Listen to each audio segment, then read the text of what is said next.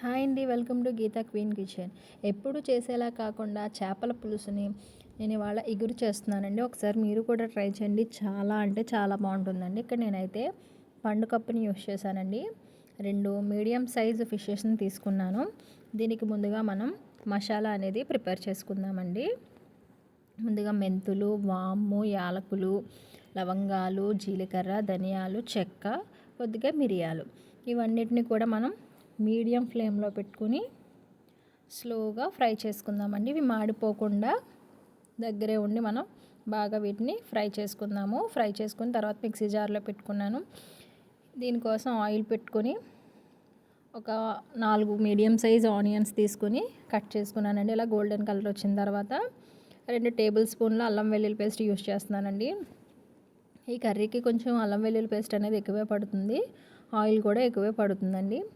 బాగా ఫ్రై చేసేసుకున్నాను. ఫ్రై చేసుకుని ఒకసారి లిడ్ క్లోజ్ చేసుకున్నాను. తర్వాత మనకి చక్కగా ఫ్రై అయిపోయింది కదా ఆనియన్, అల్లం వెల్లుల్లి పేస్టు. ఇందులోకి నేను ఫిషెస్ని పెట్టేసుకుని ఒకసారి మూత పెట్టేసి క్లోజ్ చేసాను. ఒకసారి మళ్ళీ వీటిని అటువైపుకి మనం ఇందులో వాటర్ అనేది ఏమీ యూస్ చేయట్లేదు కాబట్టి వీటిని ఆవిరి మీద మాత్రమే ఉడికిస్తున్నామండి. ఇలా ఒకసారి టర్న్ చేసుకున్న తర్వాత దీనిపైన మనం సాల్టు, కారం, పసుపుని యాడ్ చేసేసుకున్నానండి. యాడ్ చేసుకున్న వాటిని నేనేమీ కదపట్లేదు, అలాగే ఉంచేసి లిడ్ అనేది క్లోజ్ చేసాను. క్లోజ్ చేసి ఒకసారి ఫిషెస్ని స్లోగా విడిపోకుండా టర్న్ చేసుకున్నానండి. టర్న్ చేసుకున్న తర్వాత ముందుగా మనం ప్రిపేర్ చేసుకున్న మసాలా పౌడర్ ఉంది కదా, దాన్ని ఒక లేయర్ కింద టర్న్ చేసుకున్న తర్వాత వేసాను. తర్వాత మళ్ళీ లిడ్ క్లోజ్ చేశాను. లిడ్ క్లోజ్ చేసిన తర్వాత మళ్ళీ వాటిని ఒకసారి మళ్ళీ టర్న్ చేసుకుని ఒక్కొక్కటి చాలా జాగ్రత్తగా టర్న్ చేసుకుంటే ముక్క అనేది మనకి విడిపోకుండా ఉంటుందండి.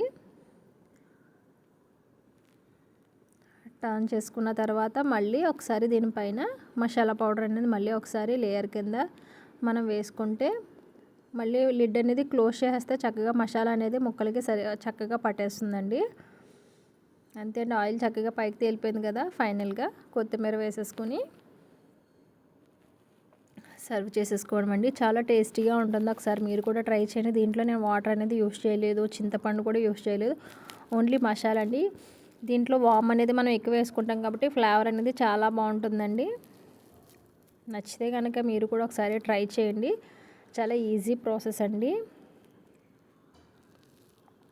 చక్కగా కుక్ అయిపోయిందండి. Thank you for watching. Bye.